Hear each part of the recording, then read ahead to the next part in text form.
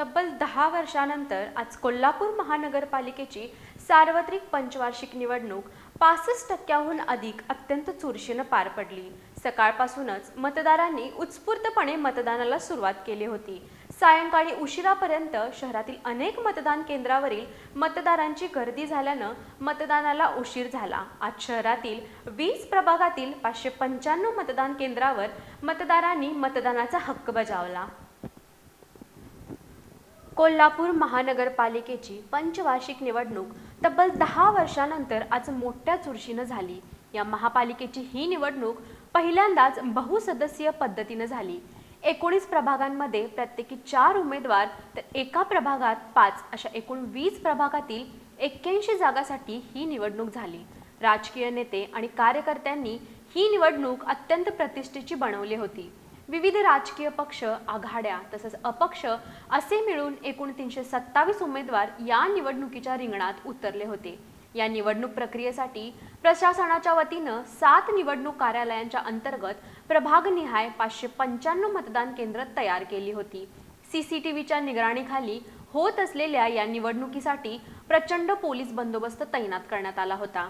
अंतिम प्रशिक्षण पार पडलेल्या 2975 अधिकारी आणि कर्मचारी या निवडणुकीसाठी सज्ज ठेवले होते।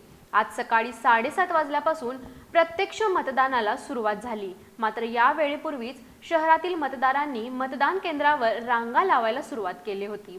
परंतु शहरातील उच्चभ्रू समाजाला जाणणाऱ्या काही भागातील नागरिकांनी मात्र मतदानाला उशीर लावल्याचं दिसून आलं। दुपारी 3:30 वाजेपर्यंत 2,51,548 मतदारांनी मतदान केलं होतं।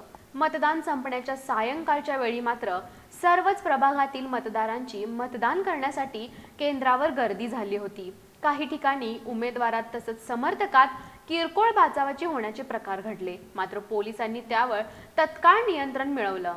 अनेक मतदारांची नावं मतदार यादीत सापडत नसल्यानं ती नावं शोधण्यासाठी मतदारांची तारांबळ उडाली होती। सायंकाळी 6:30 वाजून गेले तरी अनेक मतदान केंद्रावर मतदारांचं मतदान सुरूच होतं। 10 वर्षापूर्वी झालेल्या कोल्हापूर महापालिकेच्या निवडणुकीत 68.85% इतकं मतदान झालं होतं।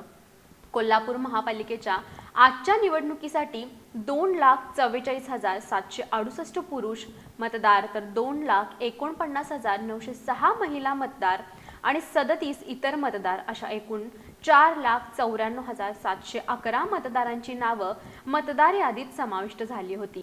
आज चुरशीनं 65%हून अधिक मतदान झाले। या निवडणुकीत कोल्हापुरातील महिला, पुरुष तसंच अन्य मतदारांनीही रात्री उशिरापर्यंत मतदान केलं।